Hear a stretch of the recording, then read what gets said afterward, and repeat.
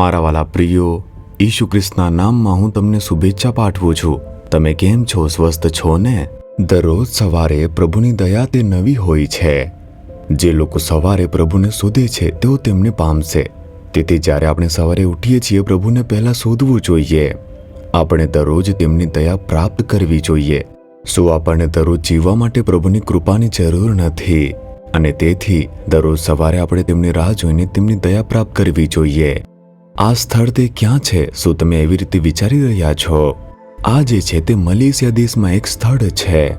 Malaysia દેશની અંદર 2 ભાગ છે અને એક જે છે તે પૂર્વ મલેશિયા છે અને બીજું પશ્ચિમ મલેશિયા છે. અને પૂર્વ મલેશિયામાં 2 રાજ્યો આવેલા છે, સભા અને સારાવાક નામના.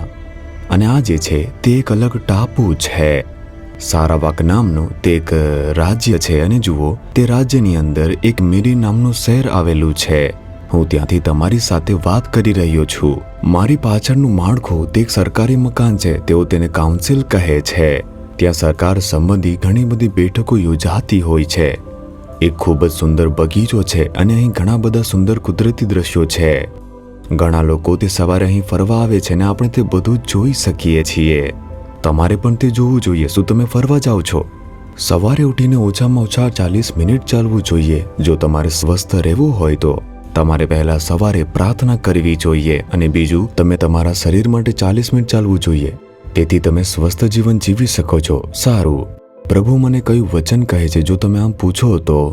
ગીત શાસ્ત્ર તેના 91નું 11મું વચન. કારણ તું જ્યાં જાય છે ત્યાં દેવ તારું રક્ષણ કરવા માટે તેના દેવદૂતોને આજ્ઞા કરશે. પરમેશ્વર આપણું રક્ષણ કરવા માટે ચિંતિત છે. આપણે આખો દિવસ ઘરે નહીં રહીએ, ખરું ને? આપણે ઓફિસમાં જશું, શાળામાં જશું અથવા કોલેજમાં જશું. આપણે વ્યવસાય માટે બહાર જશું, બજારમાં જશું. બહાર ગયા વિના આપણે રહી શકતા નથી.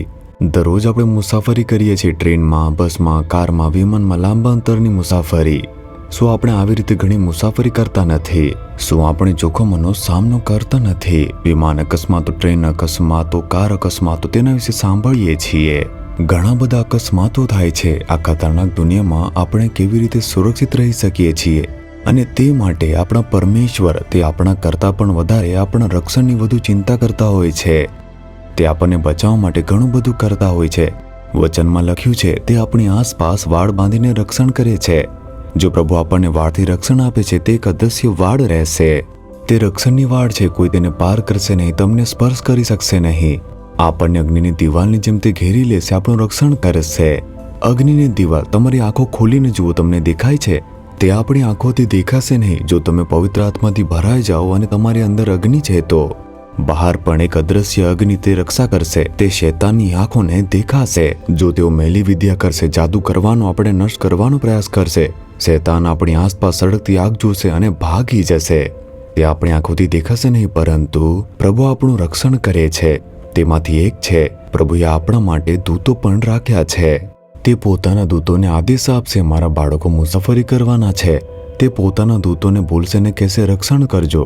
તેઓ આપણને ઘેરી લે છે અને આપણું રક્ષણ પણ કરે છે. જુઓ, મારા જીવનમાં, કારણ કે હું પ્રભુની સેવા કરું છું, મારો અડધો દિવસ મુસાફરીમાં જતો હોય છે.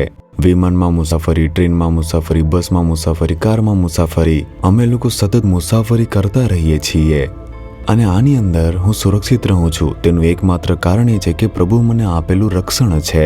તે મારું રક્ષણ કરવા માટે દૂતો મોકલે છે. હું વિશ્વાસ કરું છું. જ્યારે હું મુસાફરી કરું છું, હું પ્રભુની સ્તુતિ કરું છું. પ્રભુ, મારી સાથે દૂતો મોકલાવ બદલ તમારી સ્તુતિ થાવ પ્રભુ. જ્યારે હું સ્તુતિ કરું છું, હું તેમની હાજરીને અનુભવી શકું છું.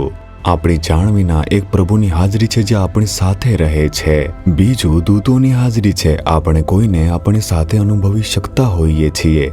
પ્રભુ પોતાના દૂતોને આદેશ આપે છે, આપણું રક્ષણ કરે છે. જો તમે આમાં વિશ્વાસ કરો છો, તમે તે રક્ષણને મેળવી શકો છો.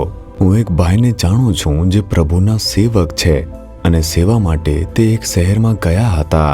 જ્યારે તેમણે પોતાની સેવા પૂરી કરી તો બપોરના 3 વાગી ગયા હતા. તેમને ભૂખ લાગી હતી અને જ્યારે તેમણે કંઈ ખાવા માટે જોયું તો એક રેસ્ટોરન્ટ દેખાયું. તે મુખ્ય રસ્તા ઉપર હોટલ હતું, પરંતુ તે એક જૂનું હોટલ હતું.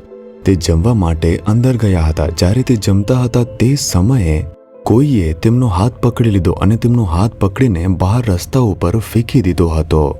તે ત્યાં રસ્તા ઉપર પડી ગયા અને ઊભા થયું અને જોયું કે તે જમતા હતા ત્યારે કોઈએ તેમનો હાથ પકડીને રસ્તા ઉપર ફેંકી દીધો હતો. ત્યારે તે ઇમારત ધરાશાયી થઈ ગઈ હતી. તેમની નજરની સમક્ષ તે જે ઇમારત તે ધરાશાયી થઈ તે આશ્ચર્યચકિત થઈ ગયા હતા. તે ખૂબ જ જૂની ઇમારત હતી. તે ધરાશાયી થવાની હતી તેને ખબર નથી, કારણ કે તે ખાતા હતા. પ્રભુ જાણે છે મારો સેવક તે અંદર બેઠો છે અને ખાઈ રહ્યો છે. એક ભય આવવાનો છે તે જાણતો નથી. પ્રભુએ પોતાના દૂતને આદેશ આપ્યો. દેવદૂતે તેમનો હાથ પકડીને તેમને બહાર કાઢી નાખ્યો. તે દિવસે મેં પાછળ જોયું, ત્યાં કોઈ ન હતું. તેમણે કહ્યું, પરંતુ પ્રભુએ પોતાના દૂતને મોકલ્યો છે, મને બચાવ્યો છે. શું તમારી સાથે પણ આવું કંઈ બન્યું છે? આવી ઘણી ઘટનાઓ તે બની હશે. વિચારો અને તમને ખબર પડશે. એવું લાગ્યું કે કોઈએ મને ધક્કો માર્યો, એવું લાગ્યું કોઈએ મને બહાર કાઢ્યો, કોઈએ મને બચાવ્યો. એક અદ્રશ્ય રક્ષણ પ્રભુ પોતાના દૂતને મોકલે છે અને રક્ષણ કરે છે. શું તમે તેમાં વિશ્વાસ કરો છો? હવે પ્રભુની સ્તુતિ કરો ને આ દિવસ દરમિયાન પ્રભુ તમારું રક્ષણ કરશે. કેવળ આ જ દિવસે નહીં, પરંતુ દરરોજ જેમ જેમ તમે સ્તુતિ કરો છો, પ્રાર્થના કરો છો, તમે તે રક્ષણને અનુભવી શકો છો. શું વિશ્વાસ સાથે કહેશો, હે પ્રભુ, મને બચાવવા માટે દૂતોને આદેશ આપવા બદલ તમારી સ્તુતિ થાવ. પ્રભુ, મારા જીવન દરમિયાન અને મારી બધી મુસાફરીઓમાં મારું રક્ષણ કરવા માટે તમે જે દૂતો મારી સાથે મોકલો છો તે માટે ઈશુ હું તમારી સ્તુતિ કરું છું. ઈશુના નામમાં આમેન, આમેન.